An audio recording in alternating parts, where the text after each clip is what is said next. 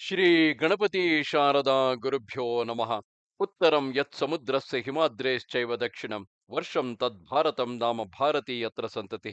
ಶ್ರೋತೃಗಳಿಗೆ ಶ್ರೀ ಸ್ಕಾಂದ ಮಹಾಪುರಾಣದ 4ನೆಯ ಕಾಶಿ ಖಂಡದ ಪೂರ್ವಾರ್ಧದಲ್ಲಿ ವಾರಾಣಸಿ ಮಹಿಮಾನುವರ್ಣನವೆಂಬ 30ನೆಯ ಅಧ್ಯಾಯಕ್ಕೆ ಸ್ವಾಗತ.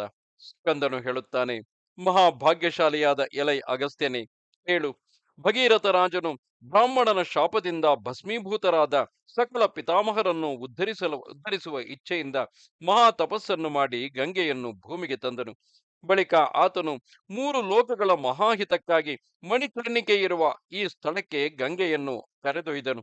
ಅವನು ಪರಬ್ರಹ್ಮನ ಮುಖ್ಯ ಕ್ಷೇತ್ರವು ಅನಾಯಾಸದಿಂದ ಮೋಕ್ಷವನ್ನು ಕೊಡುವುದು ಆನಂದ ಕಾರಣಕ್ಕೆ ಸೇರಿರುವ ವಿಷ್ಣು ಸಂಬಂಧಿಯಾದ ಚಕ್ರ ಪುಷ್ಕರಣಿಯೆಡೆಗೆ ಆ ಗಂಗೆಯನ್ನು ಒಯ್ದನು.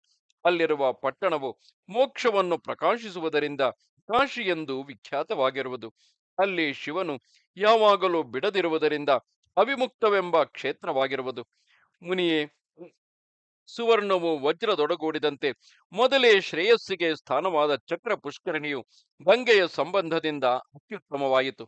ಶಿವಕ್ಷೇತ್ರವಾದ ಆ ಅವಿಮುಕ್ತದಲ್ಲಿ ಮೊದಲೇ ಮುಕ್ತಿಯು ಸಿದ್ಧವಾಗಿದ್ದುದರಿಂದ ಗಂಗಾ ಸಂಬಂಧದಿಂದ ಅದು ಮೊದಲಿಗಿಂತಲೂ ಹೆಚ್ಚಾಯಿತು. ಗಂಗೆಯು ಮಣಿಕರ್ಣಿಕೆಯನ್ನು ಸೇರಿದಂದಿನಿಂದ ಆ ಕ್ಷೇತ್ರವು ದೇವತೆಗಳಿಗೂ ದುರ್ಲಭವಾಯಿತು. ಪಾಪವನ್ನಾಗಲಿ ಪುಣ್ಯವನ್ನಾಗಲಿ ಮಾಡಿದವನು ಕಾಶಿಯಲ್ಲಿ ಮೃತನಾದರೆ ಕೂಡಲೇ ಆ ಕರ್ಮಗಳು ಪರಿಹಾರವಾಗಿ ಮುಕ್ತನಾಗುವನು. ಕಾಶಿಯಲ್ಲಿ ಮೃತನಾದವನು ಭಗವಂತನ ಧ್ಯಾನ, ಆತ್ಮ ಅನಾತ್ಮ ವಿವೇಕ ಇವುಗಳಿಲ್ಲದವನಾದರೂ ಮುಕ್ತನಾಗುವನು. ಕರ್ಮಗಳನ್ನು ನಿರ್ಮೂಲ ಮಾಡುವ ಜ್ಞಾನವಿಲ್ಲದಿದ್ದರೂ ಮಹೇಶ್ವರನ ಅನುಗ್ರಹದಿಂದ ಕಾಶಿಯಲ್ಲಿ ಮೃತನಾದವನು ಮೋಕ್ಷವನ್ನು ಪಡೆಯುವನು. ಪ್ರಯತ್ನದಿಂದಲೋ ಪ್ರಯತ್ನವಿಲ್ಲದೆಯೋ ಕಾಲವಶದಿಂದ ಶರೀರವನ್ನು ಕಾಶಿಯಲ್ಲಿ ತ್ಯಾಗ ಮಾಡಿದವನು ತಾರಕ ಮಂತ್ರೋಪದೇಶದಿಂದಲೇ ಮುಕ್ತನಾಗುವನು.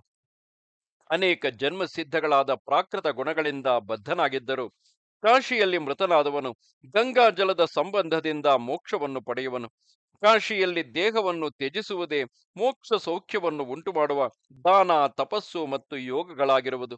ಮಹಾಪಾಪಿಯು ಕಾಶಿಯಲ್ಲಿ ಗಂಗೆಯನ್ನು ಹೊಂದಿ ದೇಹವನ್ನು ತ್ಯಜಿಸಿದರೆ ಅನಾಯಾಸದಿಂದ ವಿಷ್ಣುವಿನ ಉತ್ತಮ ಸ್ಥಾನವನ್ನು ಸೇರುವನು. ಯಮ, ಇಂದ್ರ, ಅಗ್ನಿ ಮೊದಲಾದ ಸಮಸ್ತ ದೇವತೆಗಳು ಮುಕ್ತಿ ಮಾರ್ಗಕ್ಕೆ ಅಭಿಮುಖರಾದ ಸಮಸ್ತ ಜನರನ್ನು ಕಂಡು ಕಾಶಿಯಲ್ಲಿ ಪಾಪಿಗಳ ದುರ್ಬುದ್ಧಿಯನ್ನು ಖಂಡಿಸುವುದರಿಂದಲೂ ದುಷ್ಟರ ಪ್ರವೇಶವನ್ನು ನಿವಾರಿಸುವುದರಿಂದಲೂ ಕ್ಷೇತ್ರದ ವಿಘ್ನವನ್ನು ನಿವಾರಿಸುವುದರಿಂದಲೂ ದುರ್ನಡತೆಯ ಪ್ರವೃತ್ತಿಯನ್ನು ತಡೆಯುವುದರಿಂದಲೂ ಹಸಿ, ಮಹಾಸಿ, ವರ್ಣ ಎಂಬ ನಾಮಗಳನ್ನಾಂತ ಮೋಕ್ಷವೆಂಬ ನಿಕ್ಷೇಪವನ್ನು ರಕ್ಷಿಸುವ ನದಿಯನ್ನು ನಿರ್ಮಿಸಿ ಅತ್ಯಂತ ಸಂತೋಷವನ್ನು ಹೊಂದಿದರು. ಕ್ಷೇತ್ರದ ಪಶ್ಚಿಮ ದಿಕ್ಕಿನಲ್ಲಿ ಮಹೇಶ್ವರನು ರಕ್ಷಣೆಗಾಗಿ ದೇಹಲಿ ವಿನಾಯಕನನ್ನು ಸ್ಥಾಪಿಸಿರುವನು.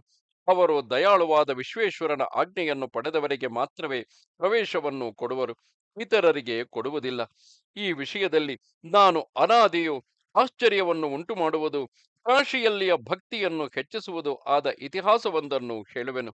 ಸ್ಕಂದನು ಹೇಳುತ್ತಾನೆ: ದಕ್ಷಿಣ ಸಮುದ್ರದ ದಡದಲ್ಲಿ ಸೇತುವಿನ ಬಳಿ ಮಾತೃಭಕ್ತಿಯಿಂದ ಕೂಡಿದವನು, ಸನ್ಮಾರ್ಗದಿಂದ ಸಂಪಾದಿಸಿದ ದ್ರವ್ಯವುಳ್ಳವನು, ದ್ರವ್ಯದಿಂದ ಸಂತೋಷಗೊಳಿಸಲ್ಪಟ್ಟ ಯಾಚಕರುಳ್ಳವನು, ಯಾಚಕರಿಂದ ವಿಸ್ತಾರಗೊಳಿಸಲ್ಪಟ್ಟ ಕೀರ್ತಿಯುಳ್ಳವನು, ಯಶೋದಾನಂದನಾದ ಕೃಷ್ಣನನ್ನು ಪೂಜಿಸುವವನು, ಅಧಿಕ ಸಂಪತ್ತುಳ್ಳವನಾದರೂ ವಿನಯದಿಂದ ತಲೆಬಾಗಿದವನು, ಗುಣಗಳಿಗೆ ಆಶ್ರಯನಾದರೂ ತನ್ನ ಗುಣಗಳನ್ನು ಪ್ರಕಟಿಸದವನು, ರೂಪ ಸಂಪತ್ತಿನಿಂದ ಉದಾರನಾದರೂ ಪರಪತ್ನಿಯರಲ್ಲಿ ವಿಮುಖನು, ಚತುಷ್ಷಷ್ಟಿ ಕಲಾ ಸಂಪನ್ನನಾದರೂ ನಿಷ್ಕಲಂಕನು ಆದ ಧನಂಜಯನೆಂಬ ಒಬ್ಬ ವರ್ತಕನಿದ್ದನು.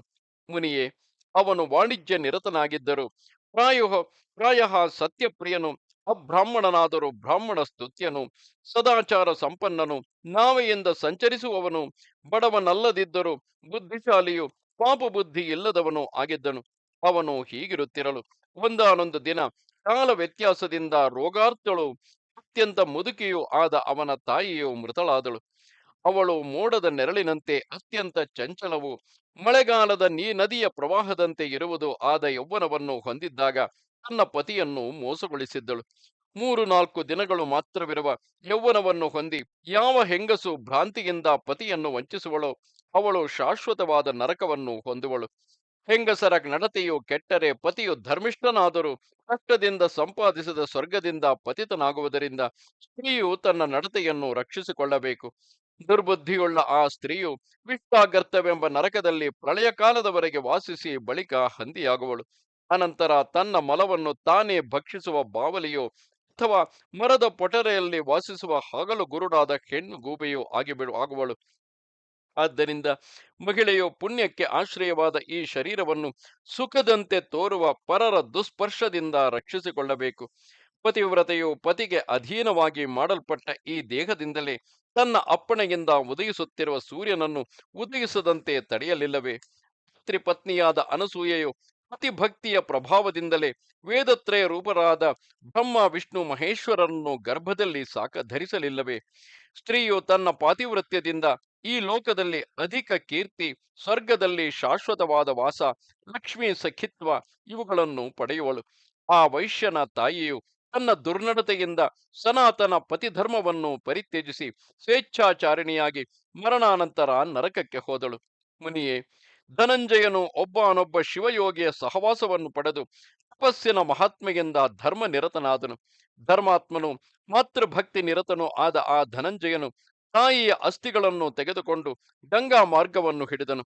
ಅವನು ಆ ಮೂಳೆಗಳನ್ನು ಪಂಚಗವ್ಯದಿಂದಲೂ ಪಂಚಾಮೃತದಿಂದಲೂ ಅಭಿಷೇಕ ಮಾಡಿ ಗಂಧವನ್ನು ಹಚ್ಚಿ ಕುಸುಮಗಳಿಂದ ಆರಾಧಿಸಿ ನಾರು ಬಟ್ಟೆಯನ್ನು ಸುತ್ತಿ ಅನಂತರ ರೇಷ್ಮೆ ವಸ್ತ್ರದಿಂದಲೂ ಸುರಸ ವಸ್ತ್ರದಿಂದಲೂ ಕೆಂಪು ಬಟ್ಟೆಯಿಂದಲೂ ನೇಪಾಳ ದೇಶದ ಕಂಬಳಿಯಿಂದಲೂ ಸುತ್ತಿ ಶುದ್ಧವಾದ ಮಣ್ಣನ್ನು ಲೇಪಿಸಿ ಅದನ್ನು ತಾಮ್ರದ ಸಂಪುಟದಲ್ಲಿರಿಸಿ ಹೀನ ಜಾತಿಯವರನ್ನು ಮುಟ್ಟದೆ ಶುದ್ಧನು ಭೂಷಾಯಿಯೂ ಆಗಿ ಮಾರ್ಗ ಮಧ್ಯದಲ್ಲಿ ಜ್ವರಪೀಡಿತನಾದರೂ ಅದನ್ನು ಒಯ್ದನು. ಅಗಸ್ತ್ಯ, ಹೆಚ್ಚು ಹೇಳಿ ಪ್ರಯೋಜನವೇನು? ಅವನು ಉಚಿತವಾದ ಭೃತಿಯನ್ನಿತ್ತು ಹೊರಹೊರುವವನೊಬ್ಬನನ್ನು ನೇಮಿಸಿಕೊಂಡು ಕಾಶಿಯನ್ನು ಸೇರಿದನು. ಆ ಧನಂಜಯನು ತನ್ನ ಸಾಮಗ್ರಿಯನ್ನು ರಕ್ಷಿಸುವುದಕ್ಕಾಗಿ ಆ ಭಾರವಾಹಕನನ್ನು ನೇಮಿಸಿ ತಾನು ಭೋಜನ ವಸ್ತುಗಳನ್ನು ತರಲು ಅಂಗಡಿಗೆ ಹೋದನು. ಆಗ ಆ ಹೊರಹೊರುವವನು ಅವಕಾಶವನ್ನು ಹೊಂದಿ ಅವನ ಸಾಮಗ್ರಿಗಳ ಮಧ್ಯದಿಂದ ತಾಮ್ರ ಸಂಪುಟವನ್ನು ಹಣದ ಸಂಪುಟವೆಂದರಿತು ತೆಗೆದುಕೊಂಡು ಹೊರಟು ಹೋದನು. ತರುವಾಯ ಧನಂಜಯನು ತನ್ನ ವಾಸಸ್ಥಳಕ್ಕೆ ಬಂದು ಆ ಭಾರವಾಹಿಯನ್ನು ಕಾಣದೆ ಹೊರೆಯಿಂದ ತಾಮ್ರ ಸಂಪುಟವಿಲ್ಲದ ತನ್ನ ಸಾಮಗ್ರಿಯನ್ನು ಕಂಡನು. ಅವನು ಅಯ್ಯೋ ಅಯ್ಯೋ ಎಂದು ಎದೆಯನ್ನು ಬಡಿದುಕೊಂಡು ಬಹಳವಾಗಿ ಕೂಗಿಕೊಂಡು ಅಲ್ಲಿ ಇಲ್ಲಿ ಆ ಭಾರವಾಹಿಯನ್ನು ಹುಡುಕಿ ಅವನನ್ನು ಅನುಸರಿಸಿ ಹೊರಟನು. ಧನಂಜಯನು ಗಂಗೆಯಲ್ಲಿ ಸ್ನಾನ ಮಾಡದೆ ವಿಶ್ವೇಶ್ವರನನ್ನು ನೋಡದೆ ಆ ಭಾರವಾಹಿಯ ಮನೆಗೆ ಹೋದನು. ಆ ಭಾರವಾಹಿಯು ದೊಡ್ಡ ಕಾಡಿನಲ್ಲಿ ತಾಮ್ರ ಸಂಪುಟದಲ್ಲಿರುವ ಮೂಳೆಗಳನ್ನು ನೋಡಿ ನಿಟ್ಟುಸಿರು ಬಿಟ್ಟು ಅವುಗಳನ್ನು ಅಲ್ಲಿಯೇ ತ್ಯಜಿಸಿ ಮನೆಗೆ ಹೋದನು. ಒಣಗಿದ ಗಂಟಲು, ತುಟಿ, ಕಪೋಲಗಳುಳ್ಳ ವರ್ತಕನು ಆ ಭಾರವಾಹಿಯ ಮನೆಗೆ ಹೋಗಿ ಹುಲ್ಲಿನ ಗುಡಿಸಲಿನ ನಡುವೆ ತನ್ನ ಬಟ್ಟೆಯ ಚೂರನ್ನು ಕಂಡು ಆಶೆಯಿಂದ ಅವನ ಪತ್ನಿಯನ್ನು ಸಮಾಧಾನಗೊಳಿಸಿ ಹೀಗೆ ಪ್ರಶ್ನಿಸಿದನು: ನೀನು ನಿಜವನ್ನು ಹೇಳು, ಹೆದರಬೇಡ. ನಿಶ್ಚಯವಾಗಿಯೂ ಬೇರೆ ದ್ರವ್ಯವನ್ನು ಕೊಡುವೆನು. ನಿನ್ನ ಗಂಡನಲ್ಲಿ ನನ್ನ ತಾಯಿಯ ಮೂಳೆಗಳನ್ನು ಕೊಡು. ಮಂಗಳ ಕರಳೆ, ನಾವು ಯಾತ್ರಿಕರು ದುಃಖವನ್ನು ಉಂಟು ಮಾಡುವವರಲ್ಲ. ಆ ನಿನ್ನ ಪತಿಯು ಅರಿಯದೆ ಲೋಭದಿಂದ ಅಸ್ಥಿ ಸಂಪುಟವನ್ನು ತೆಗೆದುಕೊಂಡು ಹೋದನು. ಇದು ಅವನ ತಪ್ಪಲ್ಲ, ನಮ್ಮ ತಾಯಿಯ ಕರ್ಮದ ಅಪರಾಧವಾಗಿರುವುದು. ಅಥವಾ ಇದು ನಮ್ಮ ತಾಯಿಯ ದೋಷವೂ ಅಲ್ಲ. ಅವಳ ಮಗನಾದ ನಾನು ಅಲ್ಪ ಭಾಗ್ಯವುಳ್ಳವನು. ಕಿರಾತ ಸ್ತ್ರೀಯೇ, ಮಗನು ಮಾಡಬೇಕಾದ ಕಾರ್ಯವನ್ನು ಮಾಡಲು ನನಗೆ ಅವಕಾಶವೂ ದೊರೆಯಲಿಲ್ಲ. ನನ್ನ ಕರ್ತವ್ಯವನ್ನು ನೆರವೇರಿಸಲು ಪ್ರಯತ್ನಿಸಬೇಕು. ಆದರೆ ದುರದೃಷ್ಟದಿಂದ ಅದು ಕೈಗೂಡಲಿಲ್ಲ. ಸತ್ಯವಾದ ನನ್ನ ಮಾತನ್ನು ಕೇಳಿ ನಿನ್ನ ಪತಿಯು ಬರಲಿ, ಹೆದರದಿರಲಿ. ಕೂಡಲೇ ಮೂಳೆಗಳನ್ನು ತೋರಿಸಲಿ, ಅಧಿಕ ಧನವನ್ನು ಕೊಡುವೆನು. ಆ ವರ್ತಕನು ಹೀಗೆನ್ನಲು ಬೇಡರ ಸ್ತ್ರೀಯು ತನ್ನ ಪತಿಗೆ ಆ ಮಾತನ್ನು ಹೇಳಿದಳು. ಆ ಬೇಡನು ನಾಚಿಕೆಯಿಂದ ತಲೆ ತಗ್ಗಿಸಿಕೊಂಡು ಧನಂಜಯನಿಗೆ ನಡೆದ ಸಮಾಚಾರವನ್ನು ತಿಳಿಸಿ ಅವನನ್ನು ಕಾಡಿಗೆ ಕರೆದುಕೊಂಡು ಹೋದನು. ಆ ಬೇಡನು ದೈವವಶದಿಂದ ತಾನು ಅಸ್ಥಿ ಸಂಪುಟವನ್ನು ಎಸೆದ ಸ್ಥಳವನ್ನು ಮರೆತನು. ಅವನು ದಿಗ್ಭ್ರಮಣೆಯನ್ನು ಹೊಂದಿ ಕಾಡಿನಲ್ಲಿ ಅಲೆದನು. ಆ ಬೇಡನು ಆ ಕಾಡಿನಿಂದ ಈ ಕಾಡಿಗೆ, ಈ ಕಾಡಿನಿಂದ ಆ ಕಾಡಿಗೆ ಅಲೆದು ವಿಷಾದಗೊಂಡು ಆ ಕಾಡನ್ನು ಬಿಟ್ಟು ತನ್ನ ಗುಡಿಸಲಿಗೆ ಹೋದನು. ಆ ಧನಂಜಯನು 2-3 ದಿನಗಳು ಹೀಗೆ ಅಲೆದು ಹಸಿವಿನಿಂದ ಕೃಶನು, ಒಣಗಿದ ಗಂಟಲು ತುಟಿಗಳುಳ್ಳವನು ಆಗಿ ಅಯ್ಯೋ ಎಂದು ಗೋಳಾಡುತ್ತಾ ಬಾಡಿದ ಮುಖವುಳ್ಳವನಾಗಿ ಮರಳಿ ಕಾಶಿ ಪಟ್ಟಣಕ್ಕೆ ಹೋದನು. ಅವನು ಜನರ ಬಾಯಿಯಿಂದ ತಾಯಿಯ ದುರದೃಷ್ಟವನ್ನು ಕೇಳಿ ಗಯಾ ಪ್ರಯಾಗಗಳಿಗೆ ಹೋಗಿ ಅನಂತರ ತನ್ನ ದೇಶಕ್ಕೆ ಹೊರಟು ಹೋದನು. ಎಲೈ ಅಗಸ್ತ್ಯನೇ, ಆ ಅಸ್ಥಿಗಳು ಕಾಶಿಯನ್ನು ಪ್ರವೇಶಿಸಿದರೂ ವಿಶ್ವೇಶ್ವರನ ಆಜ್ಞೆ ಇಲ್ಲದಿರುವುದರಿಂದ ಕೂಡಲೇ ಹೊರಗೆ ಹೊರಟು ಹೋದವು. ಹೀಗೆ ಪಾಪಿಯು ಧರ್ಮ ಸಂಬಂಧದಿಂದ ಕಾಶಿಯನ್ನು ಪ್ರವೇಶಿಸಿದರೂ ಕ್ಷೇತ್ರ ಫಲವನ್ನು ಹೊಂದದೆ ಕೂಡಲೇ ಹೊರಗೆ ಹೋಗುತ್ತಾನೆ. ಆದ್ದರಿಂದ ಕಾಶಿಯಲ್ಲಿ ವಾಸ ಮಾಡಬೇಕಾದರೆ ವಿಶ್ವೇಶ್ವರನ ಆಜ್ಞೆಯಾಗಬೇಕು.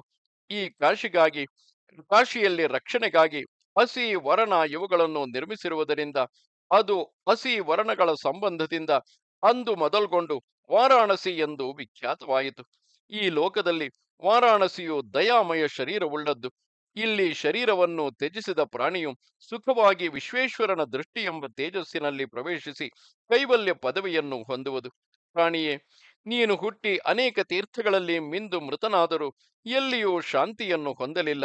ಈಗ ಇಲ್ಲಿ ಮೃತನಾಗಿ ನನ್ನ ಸಾಮರ್ಥ್ಯದಿಂದ ಮಹೇಶ್ವರನಾಗು. ಇತರ ತೀರ್ಥಗಳಲ್ಲಿ ಬಿದ್ದ ಬ್ರಾಹ್ಮಣನು ದೇವತ್ವಾದಿಗಳನ್ನು ಹೊಂದುವನು. ಕಾಶಿಯಲ್ಲಿ ಹಾಗೆ ಆಗುವುದಿಲ್ಲ. ಇಲ್ಲಿ ಬಿದ್ದ ಚಂಡಾಲನು ಮರಳಿ ಮೇಲಕ್ಕೇಳುವುದಿಲ್ಲ, ಮುಕ್ತನಾಗುತ್ತಾನೆ. ಎಂದ ಮೇಲೆ ಬ್ರಾಹ್ಮಣನ ವಿಷಯವೇನು? ಈ ಕಾಶಿಯಲ್ಲಿ ತ್ರಿಪುರಾರಿಯು ಪ್ರಾಣಿ ಸಮೂಹಗಳಿಗೆ ಪರಮ ಪುರುಷಾರ್ಥವನ್ನೀಯಲು ಇಚ್ಛಿಸುವವನಾಗಿ ಆ ಪ್ರಾಣಿಗಳನ್ನು ಸಂಸಾರ ಸಾಗರದ ದಡಕ್ಕೆ ಒಯ್ಯುವನು. ಮಾನವನು ಇತರ ತೀರ್ಥಗಳಲ್ಲಿ ಮಿಂದರೆ ದೋಷ ವಿಶಿಷ್ಟವಾದ ಶರೀರವನ್ನು ತ್ಯಜಿಸಿ ದೇವಲೋಕದಲ್ಲಿ ದೇವತೆಯಾಗುವನು. ಕಾಶಿಯ ಬಳಿ ದೇಹವನ್ನು ತ್ಯಜಿಸಿದರೆ ದೇಹಾವಸ್ಥೆಯನ್ನು ಹೊಂದುವುದರಲ್ಲಿಯೂ ಸಂದೇಹ ಪಡುವನು. ಜನರ ಸಂತಾಪವನ್ನು ಪರಿಹರಿಸುವ ಈ ಕಾಶಿಯು ಅಷ್ಟಾಂಗ ಯೋಗದಿಂದ ಉಂಟಾದ ಜೀವ ಬ್ರಹ್ಮೈಕ್ಯ ರೂಪ ಸಾಮರಸ್ಯವಿಲ್ಲದಿದ್ದ ಅಯೋಗಿ ಜನರಿಗೆ ತಾರಕ ಮಂತ್ರವನ್ನು ಉಪದೇಶ ಮಾಡಿಸಿ ಪುನರುತ್ಪತ್ತಿ ಇಲ್ಲದಂತೆ ಮಾಡುವ ಪರಬ್ರಹ್ಮ ಸಾಕ್ಷಾತ್ಕಾರವನ್ನು ನೀಡುವುದು.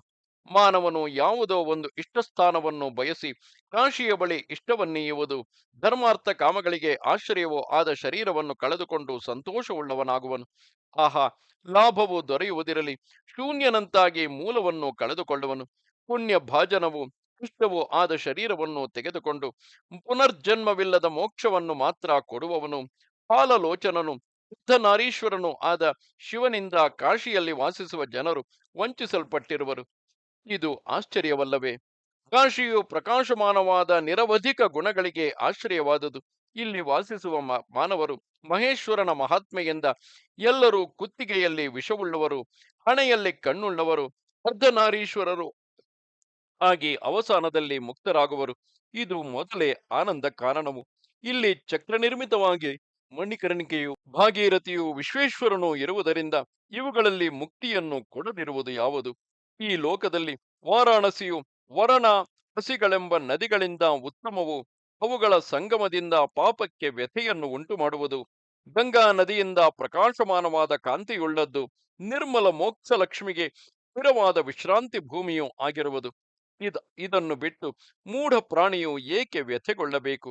ಎಲೈ ಮೂಢ ಪ್ರಾಣಿಯೇ, ನೀನು ಗರ್ಭದಿಂದ ಉಂಟಾದ ದುಃಖವನ್ನು, ಯಮದೂತರ ಬಂಧನ ಮತ್ತು ತಾಡನವನ್ನು ಮರೆತೆಯ? ಕೈಯಲ್ಲಿ ಮುಕ್ತಿಯನ್ನು ಹಿಡಿದಿರುವ ಶಿವನ ಅನುಗ್ರಹದಿಂದ ಹೊಂದಲರ್ಹವಾದ ಕಾಶಿಯನ್ನು ಬಿಟ್ಟು ಏಕೆ ಹೋಗುತ್ತಿರುವೆ? ಇತರ ತೀರ್ಥಗಳು ಕೂಡಲೇ ಪಾಪಗಳನ್ನು ಪರಿಹರಿಸುವವು, ಅತ್ಯಂತ ಶ್ರೇಯಸ್ಸನ್ನೀಯುವವು, ಸ್ವರ್ಗಕ್ಕೆ ಒಯ್ಯುವವು. ಕಾಶಿಯಾದರೋ ಪಾನ ಸ್ನಾನ ದೇಹತ್ಯಾಗಗಳಿಂದ ಮೂಲ ನಾಶವನ್ನೇ ಮಾಡುವುದು. ಕಾಶಿಯ ಹತ್ತಿರದಲ್ಲಿರುವ ಮಣಿಕರ್ಣಿಕಾ ತೀರ್ಥದಲ್ಲಿ ಶರೀರವನ್ನು ತ್ಯಜಿಸಿದ ಪ್ರಾಣಿಗಳು ಅಜ್ಞಾನರಹಿತರಾಗಿ ಹಣೆಗಣ್ಣುಳ್ಳದ್ದು, ಕಂಠದಲ್ಲಿ ನೀಲಕಾಂತಿಯುಳ್ಳದ್ದು, ವಾಮಭಾಗದಲ್ಲಿ ಹೆಂಗಸುಳ್ಳದ್ದು ಆದ ಶರೀರವನ್ನು ಹೊಂದುವುದು. ಮಹಾತ್ಮೆಯನ್ನರಿತು ಮಣಿಕರ್ಣಿಕೆಯಲ್ಲಿ ಅಶುದ್ಧವೂ ದುರ್ಗಂಧವೂ ಆದ ಶರೀರವನ್ನು ತ್ಯಜಿಸಿದವನು ಸ್ವರೂಪ ಜ್ಞಾನದಿಂದ ಕೂಡಿ ಕಲ್ಪಾಂತರಗಳಲ್ಲಿಯೂ ಮುಕ್ತನಲ್ಲದೆ ಬೇರೆಯವನಾಗುವುದಿಲ್ಲ. ರಾಗಾದಿ ದೋಷಗಳಿಂದ ತುಂಬಿದ ಮನಸ್ಸು ಮತ್ತು ಇತರ ಇಂದ್ರಿಯಗಳುಳ್ಳ ಯಾರು ಅಸಮಾನವಾದ ದಿವ್ಯ ಮಹಾತ್ಮ್ಯವುಳ್ಳ ಕಾಶಿ ಪಟ್ಟಣವನ್ನು ಇತರ ತೀರ್ಥಗಳಿಗೆ ಸಮಾನವೆಂದು ಪರಿಗಣಿಸುವ ಪಾಪಿಗಳೊಡನೆ ಮಾತನಾಡಬಾರದು.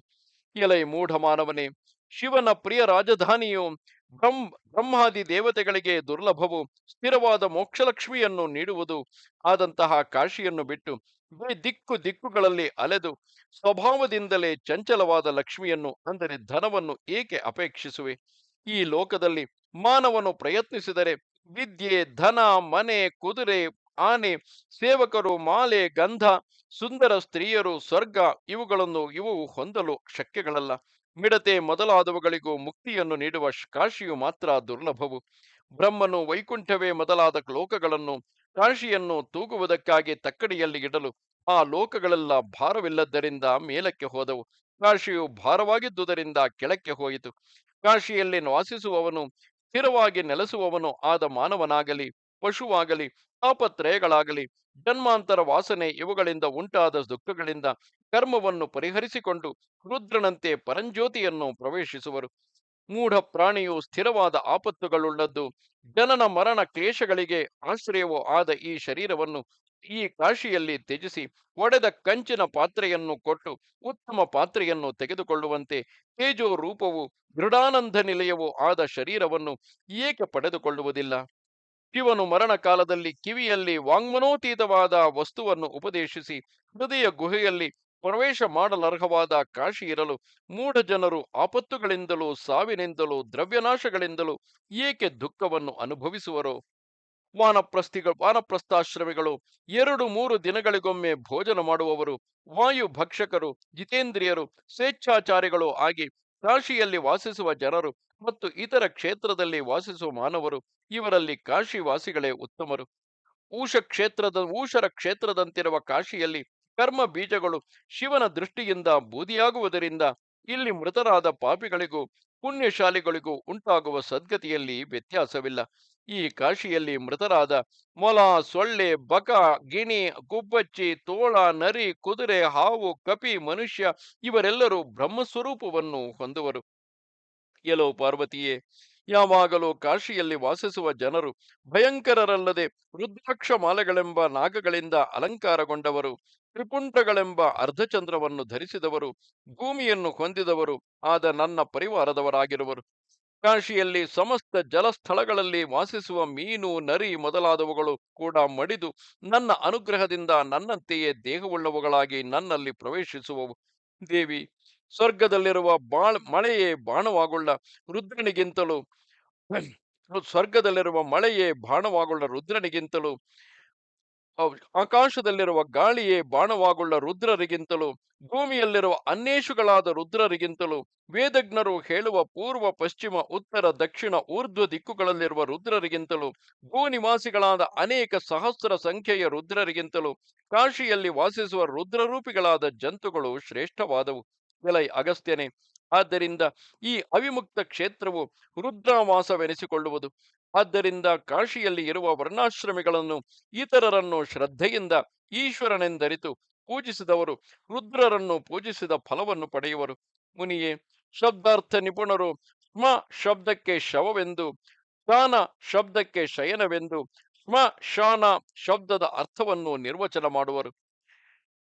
ಪ್ರಳಯ ಕಾಲವು ಬರಲು ಮಹಾಭೂತಗಳು ಇಲ್ಲಿ ಶವವಾಗಿ ಮಲಗುವುದರಿಂದ ಇದು ಮಹಾ ಶ್ಮಶಾನವಾಗಿರುವುದು.